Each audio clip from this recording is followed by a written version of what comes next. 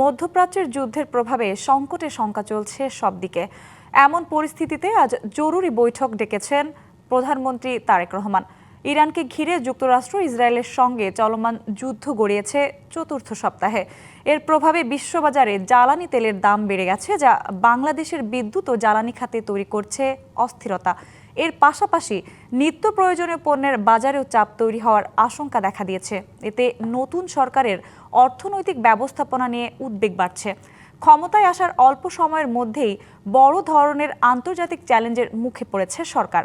সরকারি সূত্র জানিয়েছে, আজ সকাল 10টায় প্রধানমন্ত্রীর কার্যালয়ে জরুরি বৈঠক অনুষ্ঠিত হবে। এতে অর্থনীতি, জ্বালানি, বাণিজ্য সহ সংশ্লিষ্ট গুরুত্বপূর্ণ মন্ত্রণালয়ের মন্ত্রীরা উপস্থিত থাকবেন। নগদ নিয়ে এলো হার না মানা হার অফার। সর্বনিম্ন 10,000 টাকা রেমিটেন্স নগদে পাঠালে থাকছে স্বর্ণের হার জেতার সুযোগ।